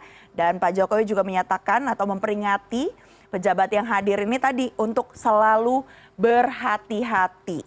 Nah, kalau Pak Jokowi akhirnya di Januari 2024 ini bilang kalau boleh memihak, tadi dinyatakan bahwa dari undang-undang boleh kok presiden kampanye. Pertanyaannya tadi yang masih jadi perdebatan, aparat negara yang lain boleh nggak sih untuk juga ikut gitu? Nah ini agak-agak bikin bingung ya. Kira-kira ini untungnya buat siapa, ruginya buat siapa? Saya mau pura-pura bingung karena biarin aja presiden juga wakil presiden saya yang menjawabnya. Nggak bahaya tah nih kalau kondisinya kayak gini. Mainkan. Itu gimana? Ya, imbauan Jokowi saya kira memang sesuai dengan prosedur dan undang-undang. ASN, TNI, polisi itu memang tidak boleh dilibatkan dalam kampanye. Itu jelas kok dalam undang-undang pemilu aturan-aturannya. Ini pernyataan normatif. Meski dalam prakteknya memang ada oknum-oknum tertentu yang teridentifikasi miring-miring dan bahkan dimobilisasi. Saya selalu berulang-ulang sebagai Menteri Agama. Ingat, saya ini Menteri Agama. Kalau para ASN ya, aparatus negara ini tidak takut ya hidup di dunia, kalaupun toh miring-miring ke calon itu tidak teridentifikasi, tak ada hukumannya. Tapi di akhirat loh. Jangan-jangan nanti kalau selama di dunia miring-miring dalam pilpres tidak sesuai dengan undang-undang, mendukung salah satu paslon, jangan-jangan malaikat itu menyertakan satu pertanyaan. Hei kau, waktu 2024 kayaknya miring-miring ke salah satu paslon, tak sesuai dengan sumpah dan jabatanmu dengan ASN. Jangan-jangan pertanyaan itulah yang kemudian akan menghambat para ASN dan aparatus negara ini masuk surga. Gara-gara dia miring-miring waktu pilpres, melawan dengan undang-undang. Kan itu Pak. Yang Tapi kan sebenarnya. bisa minta ampun nanti pergi umroh. Kenapa? Bisa minta maaf waktu pergi umroh. Ya kalau maafnya palsu di depan Allah, itu tak diterima Bang. Lah, Ada maaf itu yang Itu bohong. namanya umroh tomat. Atau umroh politik. Ya. Ya, ingin membasuh Ini soal luka-lukanya. mazhab ini. Ini bahasa Ya kan? Mazhab ini. Itu yang saya sebutkan.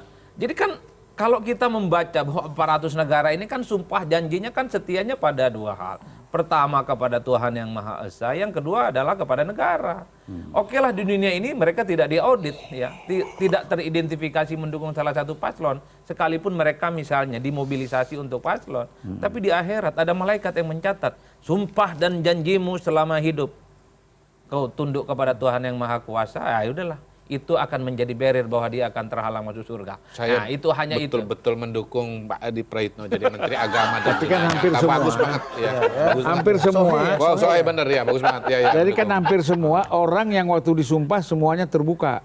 terbuka. Tetapi melanggar Masih sumpah bawa sembunyi kitab semua. suci. Ya, melanggar sumpah tersembunyi. Karena begini, jangan-jangan malaikat nanti itu pertanyaannya bukan marrobbuka, bukan waman nabiyuka, tapi apa pilihanmu di 2024 itu? Kenapa kau miring-miring? Repot. Jadi Menteri Agama itu harus paham agama, harus paham politik, dan Nahdlatul Ulama. Tiga-tiganya terpenuhi. Dia lengkap. Oh, dia terpenuhi. Kalau sesi ini akur kita, Pak. Gimana Opung melihatnya? Kalau tadi perjalanan pernyataan Jokowi. presiden tadi. Bolak-balik Enggak, ini omongannya. terus terang aja kembali lagi ya. Yang menjadi concern, menjadi keprihatinan soal etika dan moral. Ada etika, ada moralnya. Jadi tidak pelintat-pelintut, ya kan? Ada mendidik, ada memberikan contoh. Apa yang dilakukan anak Jokowi tidak memberikan contoh yang baik. Bikin pernyataan dukung PDI Perjuangan Ganjar, diviralkan lagi, tidak. Ngomong tegak lurus, enggak. Bengkok. Gitu. Jadi yang begitu soal etika, ya. Kalau menghalalkan segala cara dan tidak menghargai etika dan moral lagi, udah nggak tahu gimana. Tapi kan nggak melanggar aturan. Bu. Dengar dulu, enggak ini tadi yang saya bilang dasar siap, dari siap, apa dari ini soal etika. Sama dengan Jokowi. Dia yang mempersiapkan Ganjar, dia yang mengapakan sama dengan supir Metro Mini, seinnya ke kanan dia ke kiri. Gitu loh. Loh, kok tiba-tiba dia bukan lagi ke Ganjar. Kalau apa? Gitu. Kenapa nggak Ompung contohkan Bajai? Nggak pakai SN belot. Bajai terlalu kecil. Udah Nah, ini sekarang baca, makin dikit. Jadi ini Tapi kan ini dia ini ngalamin. bagaimanapun etika dan moral itu saya pikir penting. Apalagi Pancasila, Undang-Undang Dasar 45, apalagi negara kita negara berketuhanan. NKRI. Gitu loh. Jadi itu Empat sangat pilar penting gitu ya. sekali. Nah, di dalam hal ini kita harapkan Jokowi memberikan contoh. Nah, kalau seperti sekarang misalnya dia memang berpihak aja sepenuhnya kepada Prabowo. Tunjukkan, nyatakan saya tidak Ganjar tapi Prabowo. Begitu dong. Jadi jangan kemudian abu-abu, nggak jelas, nggak ini. Tapi menurut Opung itu nanti akan disampaikan nggak Siapa? statement yang Opung tunggu-tunggu tadi? Harapan kita kalau mau dia berpolitik itu artinya betul-betul lah seperti kenapa dia nggak katakan terus terang saya tidak lagi dengan Ganjar. Itu kenapa? Kenapa? Itu harus dia jawab. Kenapa itu. menurut Opung? Hah? Kenapa? Soal keberanian, moral courage, punya keberanian nggak untuk menyatakan itu? Kenapa nggak? Ya. Dia sendiri yang persiapkan. Jadi bisa bayangin nggak aku diskusi sama Jokowi satu ketiga di Istana Merdeka, bagaimana Mas Panda udah ngomong sama Ibu? Bagaimana caranya kita sampaikan ke Ibu nama Ganjar ya? Itu bukan cerita persiapan begitu-begitu aja. Nah tiba-tiba sekarang seperti tidak punya latar belakang, seperti tidak ikut dalam proses. Gitu loh. Ya, kan ada plan A, plan B, Loh, plan C enggak. tadi kata Oke lah, Mensesnek mau plan ini. A, mau plan B, oke lah. Dari segi kita, ini soal etika. Soal etika. Bakal kita senang dengan dia katakan itu terus terang, lakukanlah itu. Ya. Presiden bisa kampanye lah sepenuhnya gitu loh. Ya. Dukunglah yang mau dia dukung, apalagi anaknya ada di situ. Pung, tapi ada Ya. juga yang bilang nih Pung, bicara kampanye-kampanye dan mendukung ini ramai juga di media sosial bahwa presiden ini lumayan aktif sekarang, kembali ke Jawa Tengah katanya ada bagi-bagi bansos, ada resmikan proyek-proyek, pokoknya turun BLT, ke bawah ini. BLT lagi. Nah, Opung melihatnya ini gimana tuh Pung? Bagus lah, Nah, bagus dong. Kan lebih terbuka, lebih fairness. itu dianggap kampanye juga atau memang presiden menjalankan tugas-tugas kepresidenan dan kenapa yang dipilih spesifik Jawa Tengah ini Pung yang di Udahlah rakyat sekarang sudah bisa menilai, rakyat udah bisa tahu Iya. gitu loh. Dia dengan pilihannya kepada anaknya, dengan rakyat juga sudah cukup kritis gitu loh. Oh rupanya karena itu, oh rupanya karena itu gitu loh. Jadi nggak ada yang dikhawatirin gitu loh. Oke. Malah sikap-sikap dia ini terus menguntungkan Ganjar Mahfud. Gitu. Kekonyolan-kekonyolan yang dilakukan dia itu menjadi satu dialektika untuk meningkatkan popularitas, meningkatkan simpati kepada Ganjar dan Mahfud gitu loh. Pemahaman saya. Oke. Gitu. Kepala Intel gimana? Melihat ini betul nggak Pak Jokowi ini Jawa Tengah ini akan jadi sasaran yang battleground yang akan sering didatangi Ya, presiden? karena kan hasil survei begini. Jawa Barat itu kan Prabowo sudah unggul. Jawa Timur juga dianggap sudah unggul. Yang belum unggul itu kan Jawa Tengah. Enggak Bang, kalau survei terakhir Ya. sudah unggul juga. Sudah unggul. Kalau surveinya indikator itu 42-40, Prabowo Gibran unggul. Kalau surveinya LSI Jayadi Hanan itu udah 50-35 kalau nggak salah. 50-40. Jawa Tengah? Udah, iya. Iya. Udah unggul, udah 35. merata kok. Jauh sekali 50-35. Kalau di LSI ya, kalau di indikator 42-40. Ya. Ya, jadi Di begini. carta politika berapa besar kira? Carta politika tidak Ada. Ada. Lupa saya. Kayaknya masih Ganjar yang unggul. Oke. Nah, oleh karena itu kan begitu. Ada yang mengatakan Ganjar unggul, ada yang mengatakan Prabowo unggul. Oleh karena itu Jawa Tengah ini harus dibom dengan bansos dan dengan BLT.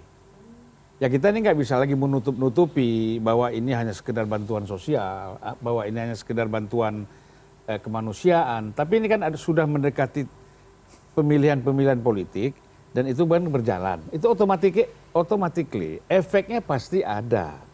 Nggak usah pun misalnya dikatakan ini untuk dukung si A, si B, si C ya.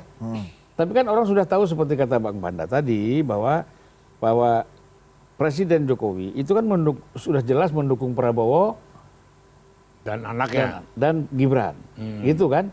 Ya, jadi orang sudah tahu bahwa tidak usah dibilang ini untuk dukung siapa, orang sudah tahu itu sebenarnya.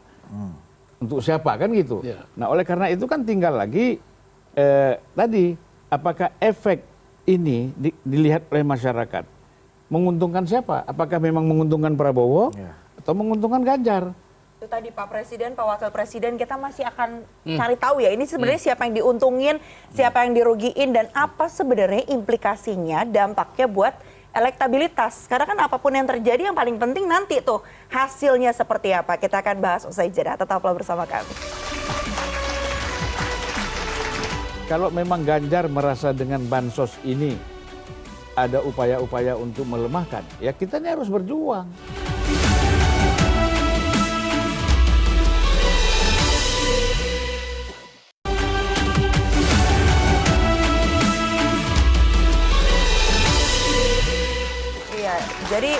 bingung nih, ini kira-kira Pak Presiden, Pak Wakil Presiden, kira-kira yang untung siapa, yang rugi siapa, dan itu tadi, ini kaitannya sama elektabilitas ngaruh nggak? Coba Pak Menteri Agama, pandangan Bapak gimana Pak? Ya gini, ada satu keyakinan Fikih bahwa elektabilitas ini coba. ada satu keyakinan bahwa di tengah approval rating terhadap presiden yang cukup luar biasa, anggaplah 75-80%, ini kan tidak terkonfirmasi secara otomatikly elektabilitasnya cukup membantu paslon nomor 2, Prabowo dan Gibran misalnya cukup meyakinkan untuk memenangkan satu putaran. Anggap saja misalnya kita meyakini bahwa paslon nomor 2 saat ini 48%, angka manisnya di survei. Ini tentu kan masih butuh kerja sebenarnya untuk memenangkan satu putaran. Salah satu rumus yang kemudian diyakini, bagaimana menerjemahkan tingkat kepuasan publik terhadap Jokowi itu sebagai bentuk elektabilitas Pak yang dikonversi menjadi suara. Salah satunya apa? Bahwa Pak Jokowi juga harus mulai hadir keperpihakannya secara terbuka kepada Prabowo dan Gibran, ada bansos, pernyataan secara terbuka dan seterusnya dan seterusnya. Jadi gap soal tingkat kepuasan publik inilah yang saya kira memang ingin dikonversi dan diterjemahkan dalam bentuk ya supaya nanti paslon nomor 2 itu bisa memenangkan satu putaran. Jadi bagi saya ini bukan soal bansos biasa, ini bukan soal bagaimana Pak Jokowi misalnya dinilai juga melakukan dalam tanda kutip ya endorse secara terbuka kepada nomor 2. Ini yang saya kira harus dipahami. Nah yang kedua, kenapa Jawa Tengah ini seakan-akan selalu terjadi hujan deras soal bansos ya. Saya juga berharap bansosnya sampai ke Madura lah gitu ya. Karena butuh juga orang di situ Pak. Udah menang, Madura nggak perlu lagi. Kenapa? Udah menang nggak perlu lagi. Udah menang ya. Berarti di Jawa Tengah nggak menang. Begini. Air kemarin air Madura. Begini. Sepertinya begini, apa namanya?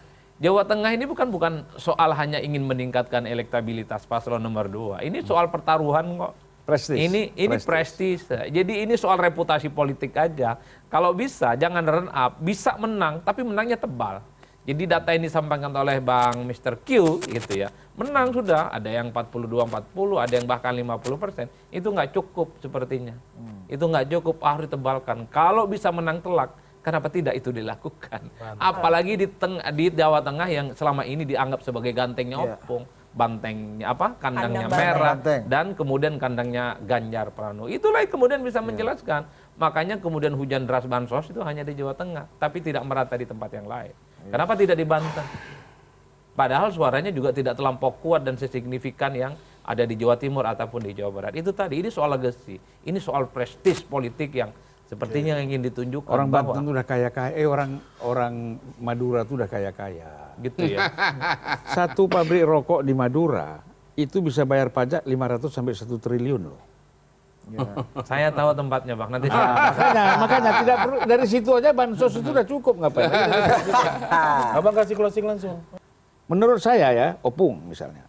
Oh, kalau memang Ganjar merasa dengan bansos ini ada upaya-upaya untuk melemahkan, ya kita ini harus berjuang. Kan? Harus berjuang bagaimana mengorganisasi kekuatan supaya tidak terjadi pelemahan dengan apapun langkah-langkah yang dilakukan oleh lawan politik, oleh siapapun, presiden pun sekalipun. Nah sebaliknya juga begitu di daerah-daerah yang memang katakanlah Anies atau Ganjar itu kuat, ya kan? Nah tentu 02 ini kan timnya harus turun. Saya melihat ini itulah. Ini salah satu kita ulang-ulang lagi bahwa ini salah satu kelemahan Pilpres dan Pileg digabung. Nah, sehingga banyak sekali tim sesnya juga mereka caleg juga ngurus diri sendiri. Ya, sementara Pilpres ini tidak ada yang ngurus. Kita lihatlah begitu banyak hoax-hoax di TikTok, hoax-hoax di media sosial, tidak ada bantahan-bantahan dari tim ses ataupun tim pemenangan capres ini. Mantap juga kepala BIN ini, mantap gitu ya. Ya mereka tidak peduli, terserah aja lah, kan bukan kita yang diserang kan capres cawapres, dibiarin aja. Nah, saya sepakat benar-benar cocok jadi kepala BIN dalam dunia nyata nanti. Setuju. Ya, itu jadi yang kita lihat itu. Walaupun saya juga kurang tertarik menjadi, saya ada tawaran dari Yordania menjadi kepala BIN di sana. Bisa. Anda kayak Chong Sung Kim juga ya. Bukan dari Yaman ya? Bukan dari Yaman atau dari Houthi? Enggak lagi perang. Oke, Mr. Q, langsung Mr. Q. Ya pertama soal topik-topik yang kita bahas ya. Pertama kalau soal presiden boleh kampanye itu jelas-jelas diatur oleh undang-undang boleh kampanye. tapi kemudian dikasih koridor. Kalau pengibaratan saya begini, jangan kemudian misalnya Anda bilang quick count itu atau survei itu dilarang gitu. Karena dasarnya kan boleh kan gitu, tetapi ada koridor-koridornya. Dan akibat koridor itu salah satunya saya nggak bisa keluar rilis survei lagi karena harus terdaftar di organisasi selama setahun, organisasi asosiasi survei. Sementara saya pernah keluar, baru masuk lagi belum 1 tahun. Jadi dilihat bolehnya dulu, baru kemudian dilihat koridornya. Jangan koridornya yang dikedepankan, lalu dibilang nggak boleh gitu, itu satu. Yang kedua, kalau kita bicara pemakzulan segala macam, hemat saya sih nggak bisa lah, susah lah ya. Proses secara kriteria politik nggak ketemu, secara sosiologis juga nggak ketemu begitu. Jadi ini adalah upaya untuk melakukan delegitimasi lah kepada Pak Jokowi, dan perkara seperti ini bukan perkara yang baru lah, udah berulang kali dan sebagian sebetulnya oleh orang-orang yang sama juga gitu. Kemudian yang terakhir, bicara mengenai kebijakan publik, selalu ada dua sisi dari kebijakan publik, dimanapun, kapanpun, oleh siapapun. Ada dimensi ke pelayanan publik, tetapi kemudian di situ juga ada dimensi popularitas. Kata kuncinya sebetulnya, itu nggak boleh dinafikan ya, siapapun ya, siapapun. Nah, kata kuncinya adalah apakah Anda dapat menemukan kebijakan publik yang punya manfaat atau tidak kepada masyarakat. Kalau punya manfaat, otomatis menurut saya secara persepsi publik juga akan diterima dengan baik. Kalau Anda nggak bisa, maka Anda gagal. Dan terus terang menurut saya, ya salah satu keandalan Pak Jokowi yang belum tentu dimiliki oleh tokoh yang lain adalah kemampuan untuk melihat perspektif itu. Begitu. Kenapa tadi waktu bilang orang-orang yang sama juga, pandangannya ke sini? Oh enggak. Itu salah paham saja. Oh ya. Silakan Opung. Maksudnya mau ngelihat ke saya, cuma agak terpengaruh sama bajunya Opung. Saya mempunyai keyakinan dan juga kesadaran dalam melihat permainan politik. Sikap Jokowi ini penuh membantu Prabowo dan Gibran, itu menguntungkan kami. Ya. Sangat menguntungkan kami. Gitu loh. Dan kemudian dengan pernyataannya terbukalah. Terbukalah, jangan ada kemunafikan, jangan ada manuver-manuver yang ini, lebih terus terang, gitu loh. Kalau memang Prabowo, aku sekarang berpihak kepada Prabowo. Karena anakku, saya tidak lagi kepada Ganjar, itu baru mendidik gitu loh. Gak usah pakai manuver-manuver sana sini, kemudian ambil kesimpulan-kesimpulan sendiri. Itu harapan kita. Jadi dengan pernyataan itu, saya paling senang sekali pernyataan itu. Begitu dia bicara di airport di Halim, senang sekali aku. Presiden itu yang aku tunggu-tunggu. Presiden bisa kampanye lah. Kemudian tapi sampai sekarang belum kampanye kan? Dengar dulu, dari etika moral, dari etika moral ini udah pengalaman, tanpa fitnah, tanpa insinuasi, tanpa menuduh. Dia sudah pernah melakukan kepada Ganjar, ditinggalkannya Ganjar. Jangan dia lakukan ini sama Prabowo, kasihan Prabowo gitu loh. Iya dong. Jangan setengah hati. Berarti dia. Ganjar ini udah kasihan nih sekarang. Apa? Enggak. Prabowo kasihan kok, Ganjar nggak kasihan. Karena ada Mega. Ada partai yang solid. Ngerti PDIP kau. ada partai. Ada presiden nggak ngerti PDIP. Ada partai yang ideologis gitu loh. Nah, itu. Oke. Jadi sebentar. Saya kira begini. Apa yang disampaikan Om Pung itu secara substantif bisa benar. Tetapi kan ini budaya menentukan, mempengaruhi. Kalau saya orang Aceh, ini orang Madura. Orang mana? Pak Menteri? Saya orang Palembang. Palembang. Ini apalagi orang Sumatera Utara. Ya kan? Batak lagi. Toba pula lagi. Ya kan? Silangit lagi. Jadi kalau mengeluarkan pernyataan seperti yang diharapkan oleh Opung tadi itu mudah. Tapi persoalannya Jokowi ini orang Jawa. Tuh, kedua sudah Jawa Solo pula. Kenapa tuh Bang? Kalau Jawa Solo itu artinya tidak mungkin segera mengeluarkan pernyataan seperti apa yang dikatakan Opung. Nyatakan dukung Prabowo ini. Itu orang Batak. Itu orang Batak. Orang Aceh sama aja. Palembang apalagi. Madura lebih ngeri lagi kan gitu. Solo keris di belakang. Iya. Iya kan?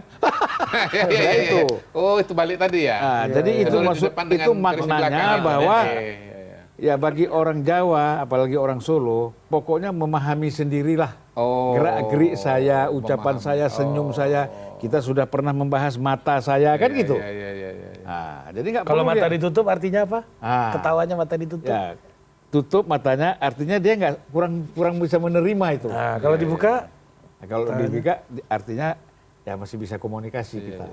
Jadi Pak Jokowi ini harus kalian nggak pernah ngikutin Pak Jokowi nyanyi ya? Saya mau tambahin dikit lah. Nanti dulu. Itu topinya itu. Nah. Ini Blangkon. gol-golnya ke belakang, bukan Ya. ke depan kan gitu kan? Lah, iya. Iya. Kalau Belangkon. Ya, Iya. topi kan, topi belangkon kalau kan topi kan. ini nongolnya di depan nggak bisa sholat. oke udah bagus itu Bang. Kita sampai jumpa lagi di... Loh, habis ya Allah. Nah.